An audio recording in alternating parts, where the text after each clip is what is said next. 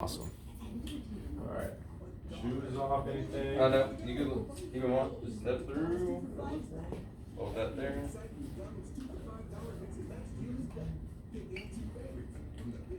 I actually have like a home setup, inversion. I have a table. Yeah. Well, no, I set up. It's crazy. It's like a makeshift. It's like the bar. No, so I took two TRX. You're familiar with TRX suspensions, so I took two TRXs and a weight belt with a chain, like a chain belt. Yep. I connected that. I used that to invert myself for some low back distraction. So if you could imagine, I'm upside down with my legs up, and I kind of have a harness across my low back. Yeah, it works pretty darn well. I mean, traction in the general sense, it's not too complicated. I mean, you hear people do those like I think they're called dead weight, just like hangs. Oh yeah. I mean that right there is a form of traction. The only difference between what you're doing is you get that constant traction. The difference between traction and decompression, you have intervals of pull release. So it's like a more of a pumping. Gotcha. Whereas traction is just constant elongation of the spine. Yep. So let's go over here.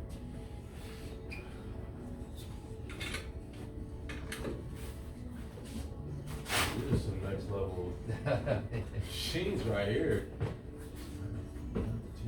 What's funny is like these are kind of wow. In the I guess our world, go ahead lay back. In our world, these are like prehistoric. Yeah, the dinosaurs. Because like. Just, I mean, but they last forever, so. Alright. Looks like arms up.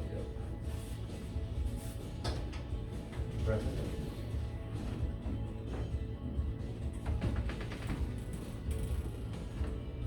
So what normally do you, as far as like fitness and stuff, what do you normally do? I see the yoga mat. Yeah, I'm actually headed to yoga after this. Okay. Where do you do yoga at? Anywhere. Anywhere? Yeah, I've been practicing now for about 4 years, kind of been on the yoga journey. I used to be a CrossFitter or Olympic lifter. Okay. I played football in college. Okay, where at? Southern Illinois University. Okay. Alright, bend your knees. Are you from this area or? I am not. I'm originally from Tulsa, Oklahoma. I have a family that now lives here, and I previously worked here. I worked for a company called Lifetime Fitness. Okay, yeah, for sure. About 5 years. I was a metabolic specialist there, so I focused more so on the holistic nutrition side of things. Then I got kind of into coaching. Okay. Kind of a holistic coaching aspect as well, just tying everything together. And my degree in college, undergrad, was exercise science. Okay. And yeah, just kind of stayed along that path, and today I'm just back visiting. Today's actually my last day in Dallas before I head back to San Diego. Okay. I moved to San Diego 3 years ago just to start my own practice. And fail a bunch of times, learn a lot. I was gonna say there's like the saying goes, if you get up from the mat, it's not a failure. Yeah, really though, I couldn't find that more true after this past year. So you keep trucking ahead. Oh, haven't failed. Good days. Yeah. Shake your head and ask, well, what are you doing? Yeah. Oh yeah. Oh yeah. So we're just gonna start you off at 60 pounds, just because kind of the force and stuff of decompression. Sometimes it can be a little bit different for people. So we'll start with like the first 5 minutes. Table will be kind of locked up, so probably won't feel a ton. You'll feel like a pool, but once we unlock the table, you'll start to get that kind of deeper pressure. So who's like your main kind of clientele in San Diego? Right now, I work with a lot of stay-at-home moms because I'm also my dad was a teacher as well, so I'm kind of getting into. I'd like to be able to almost come in and do some homeschooling in a sense, whether that involves, obviously my version would involve some movement, play, and interaction with it, but also there's a hidden element of education that's built in. It all just, right now I'm still in San Diego, but Dallas is kind of calling my name right now. Yeah. To come back. And there's a huge population of school here. That's what I've heard, especially out towards my sisters in kind of the Lake Highlands area. Mm-hmm. It seems like a good amount of demographic out that way. But Dallas, I mean, I don't know. I mean, I was here, I was successful. I consider myself to be successful while I was here working for Lifetime, but I don't know how it would be coming back if I were to continue to do my own thing or go back to the corporate life. Right. There's probably opportunities to do them both. Yeah. A little side hustle on the side, doing your thing, and then just build it up. Yeah, it's true. It's possible. Do it all. Just gotta manage more effectively. Like you said, there's always something that can be done. Mm-hmm.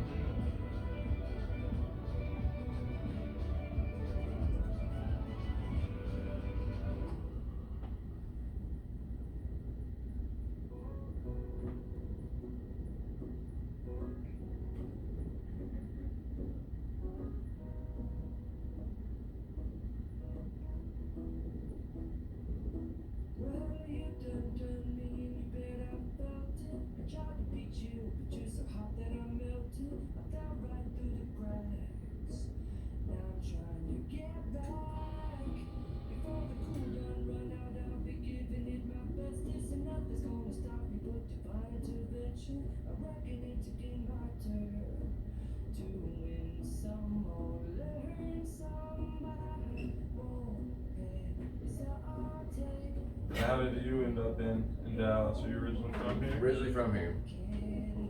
Made sense to just come home. Chiropractic school is here near Dallas, so I was like, probably a good reason to go home. Where'd you go to chiropractic school? Parker. Parker? Mm-hmm. Solid program there? Pretty good. I mean, like anything, there's areas that can be improved on, but Yeah, like how did you feel specifically like about the program and the instructors? Did you feel like the outside of, I guess it was all chiropractic, so For the most teachers part. and instructors that were there should be top notch. Hopefully. yeah.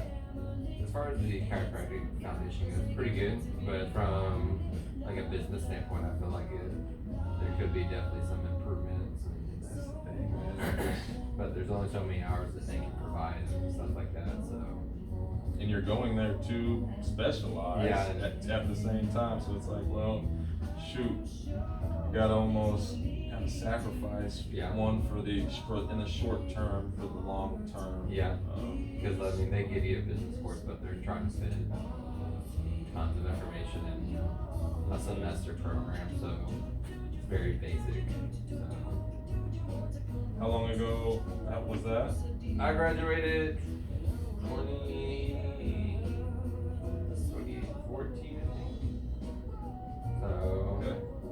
coming up on 6 years. Yeah, 6 years. Yeah. Loving it?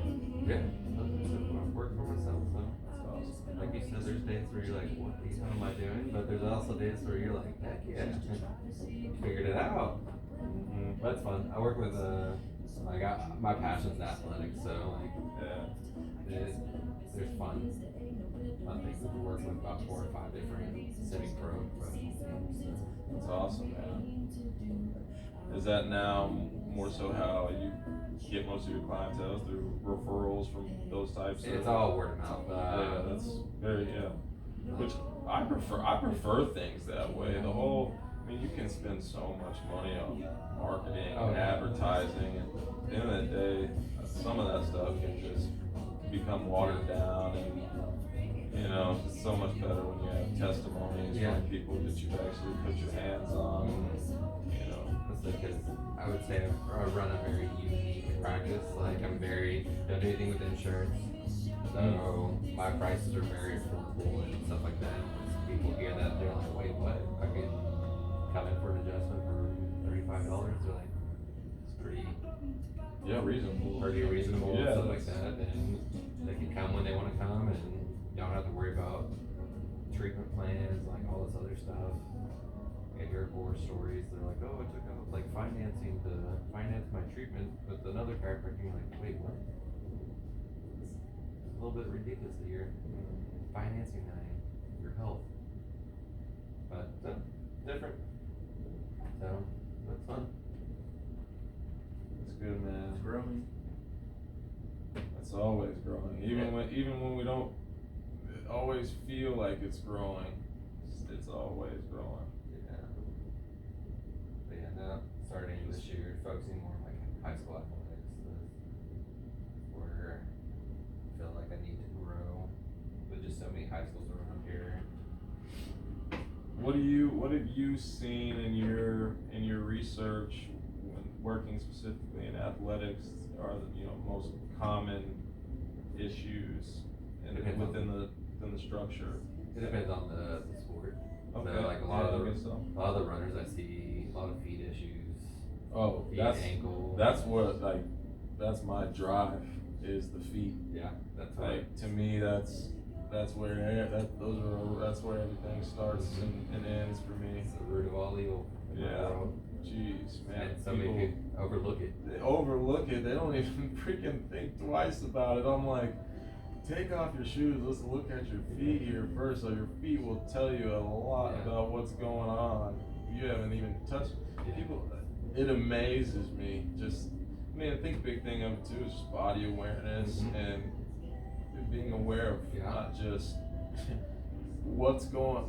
this is, but what all it can do and the possibilities and potential. Oh, yeah. Like that your feet have. Do you know the potential that your feet have?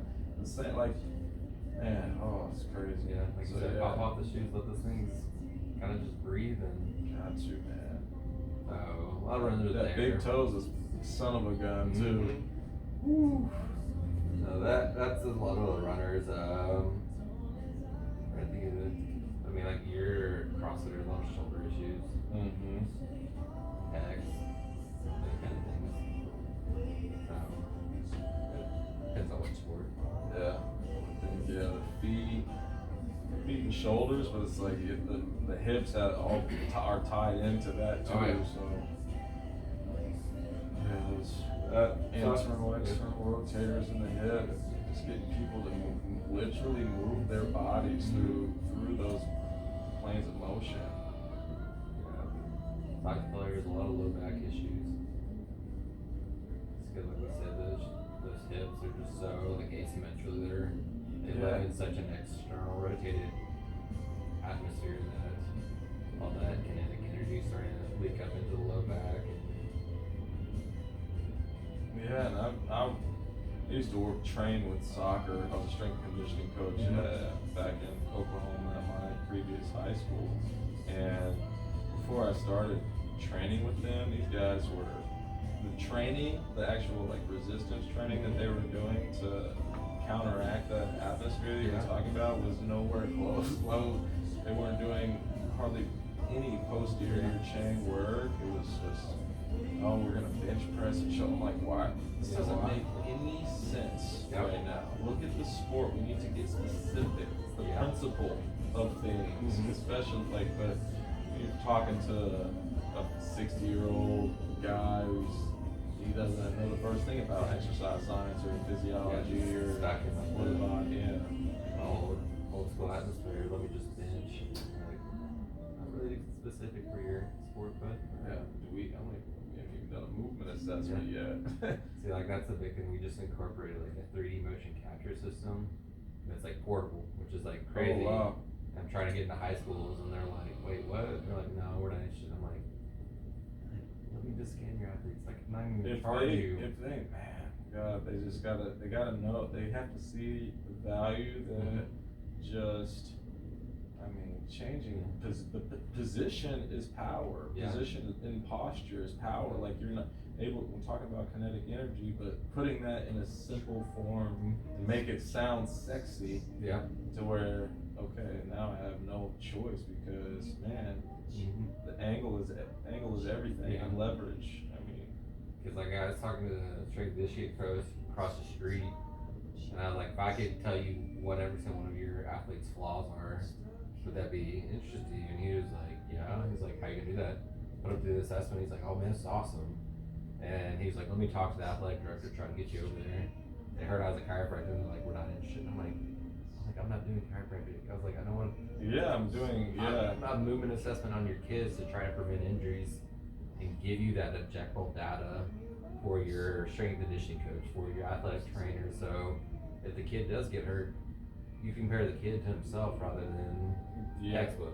Absolutely. To the general pop. Yeah.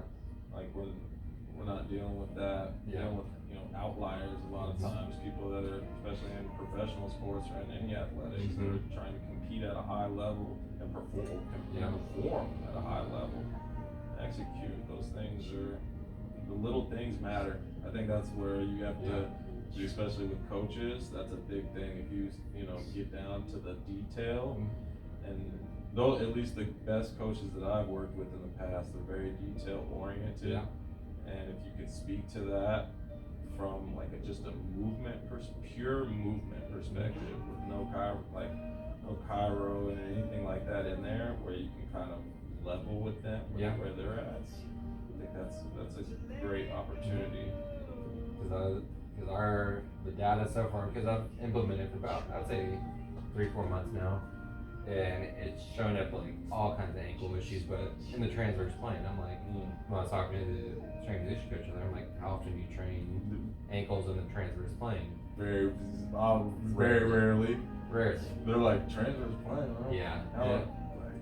And I'm like, I want to give you the ability to make all your warm-up stuff detailed to your athletes, so that you're not just running kids through generic, let's work hips, let's work hamstrings, quads, low back, generic mobility stuff. I want you to be able to group your athletes into nice little pretty boxes where call it bio banding, I think, or something. I think there's something like that. Yeah. So when you're doing your 10-minute warm up, the kids know, hey, my two biggest deficits are my right ankle in the transverse plane, my right SI in the sagittal plane. So you can be like, all right, these 6 warm ups for this group, these 6 warm ups for that group, that you can start to. I love it, man. Yeah. I love it. I think that's the direction. I see that is the direction that, especially strength and conditioning world is headed. But right now, like, the technology is so new that it's almost like they don't know. Yeah, they have to first become aware before they can become an advocate and a promoter. So awareness is step one, but then again, how do we get them to become an advocate, and then from there, how do we get them to promote? And it happens again sometimes just at a slower rate. There's almost no family I want to talk to. There's an all-girls school right up the road. I know a couple of coaches and talking to their athletic trainer, and I'm just like, so like, what's your strength and conditioning coach doing? Like, oh, we don't have one. It's on the coaches to implement an off season. I'm like, so you have somebody who has no idea? Yeah, but that's who you want. That's who you want to go after, because that'll at least hopefully strike a light. Like, oh, maybe we should, and then follow up. Which is like, I was talking to my mom, like, how many girls are just blowing out their ACLs every year? Because you don't have any kind of preseason to ramp up your athletes, and just like, all right. But they're one of the ones that were like actually very receptive. So a couple other high schools. And some are, and some are more willing and open to adapt with the times, but ultimately they're gonna have to adapt anyway. Like, I think that's a big selling point too, is like, adapt or die. Like, these other teams have already implemented this in their programs. They won the state championship, they won the national championship, whatever it may be, and they're doing these things. Again, talking about the down to the detail of it. Do you agree that the little things make the big differences in the end? Yeah. So we can agree on that. And like, you're gonna have to adapt sooner or later. Why not now? Why not you? Why not today? Yeah, man, that's great. I'm glad to hear that everything's going well and you're practice and growing. So it's still young. If I end up coming back to Dallas, I will send some people your way, or maybe we can collab on something, or try to do some B2B. Sure.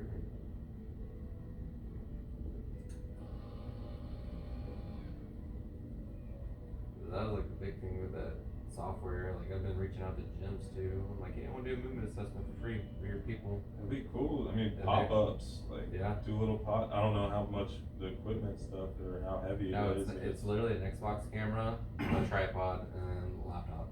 Oh yeah. Which is like so easy. They're like, all I need is a 6x10 space. And so many gyms are like, oh, this is weird. You don't want it. I'm like, trying to charge you or anything. I'm just trying to help you identify, keep your members in your gym. Like, because actually the big thing I see with CrossFit is like some people just ramp up too fast and blow out a shoulder, knee or something, and like, well, I probably could have avoided this if I did a movement assessment. Looked at your mobility. At least looked at it. Check it out, but no, everybody wants to do the sexy stuff. They want to go snatch, they want to go clean, they want to go get on the rings. They want, it's like, where do we begin here? The floor. Let's get down on the freaking ground first. Let me see you get off the ground without using your hands. That's it. I saw, worked on a CrossFit competition once, and there was a girl, she was probably like 13, 14, just skin and bones. And I guess the competition didn't let the coaches know how much they were kettlebell snatching. Oh, wow. And I think the coaches said they thought they were doing 35 and it was 55. And what? This girl was probably 90 pounds soaking wet. There ain't no way. I mean, maybe. I mean, yeah, there is a way, but... And the guy I was working with, I didn't hear what's going on. He's like, turn around, let's just watch this real quick. He's like, see that girl over there? And I was like, yeah, what's up? And he's like, just watch her. First tenth of the snatch came out of her hand, missed her foot by 3-4 inches. He's like, that landed on her foot, that would have just destroyed every single bone. He's like as a coach, he's like, if I was that girl's parent, he's like, I'd go there and beat that coach's ass. I was just like, ooh. He's like, but he's like, it's kind of what you have to do as a coach, be able to step in and tell that girl and understands the competition. Yeah, it's not worth the next. Yeah, it's not worth the next 6 months of rehab. Being in the boot. Nobody wants that life. I've been there. You don't want the boot life. You don't want to be booted.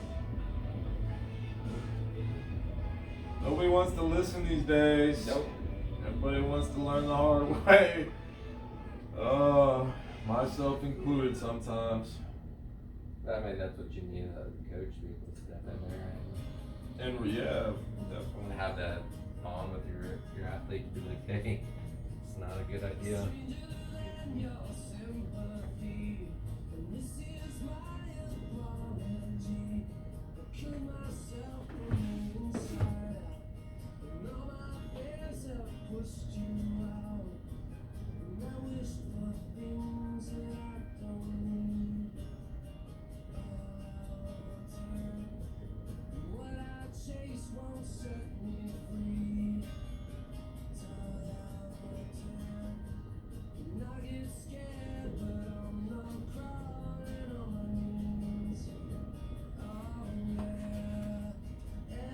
Follow anybody in specific as far as like in the movement world?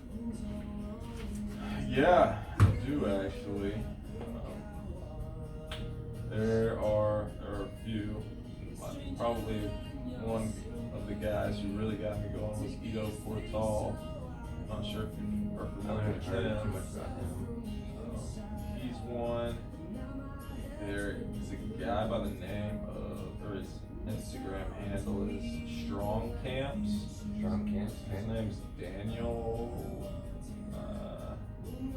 something, but I've been following him for a while. Frank Fornick, who is an author, wrote The Exuberant Animal. He's real big on play and movement integration. Let's see. There's a couple PTs. One of her name is Dr. Jen Dr. Jen Fit is her I think I followed her. tag on IG. She's really good. She's got like a crew of people that are really, I think, doing some of the best job in advertising, marketing, and a sense of value with their practice. There's another girl by the name of Venus 2 Fab. She's really good as well, just in the movement space specifically. I'm trying to think. Yeah, those are the main people. When I was here in Dallas, there are two guys that really opened my eyes. One of them was my yoga instructor, and the other was an ex-bodybuilder. So those two worlds were kind of like where I kind of collided as well. And the ex-bodybuilder, his name's Brian Johnson. Okay. They own their own practice here called the Movement Standard, and it's all gymnastics based, body weight, strength training. They do some, they integrate dance or capoeira. Into their element as well. They do practice handstands, but they're big on just joint prep, joint mobility in the hands and the feet specifically. It's one of the better places. It's nothing like CrossFit. It's the first thing that I've ever seen like it, and I loved it when I was here. I would go about once or twice a week if I could, just to again offset my, at the time, I was training for some alpha for Lifetime, which was kind of like our version of CrossFit, just with more science, more rooted in science and recovery, intensity, frequency. Everything was programmed out versus just like giving people some crazy workloads to go after. That's not the goal today. So I'm trying to think. And So you should look up one. A lot of stuff you're talking about. There's a guy, his name's Perry Pimpleton. He's a chiro. Stop chasing pain.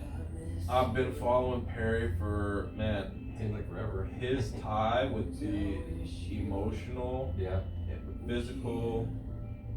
I don't know if he touches much on the spiritual, but he does. Very spiritual. So yes, he does kind of have the balance of those, especially for those three. That the spiritual, emotional, I have found in my practice are where most people are either dead completely or they're just not again aware, like you said, of how these things interplay with all of this. And there's people that reject it, and it's just like, I'm just trying to help you become more aware of the resources, the education that is out there for you to go and find yourself as well. I'm not saying you have to buy into it today, but eventually, like, you're gonna come to it. Because otherwise you're gonna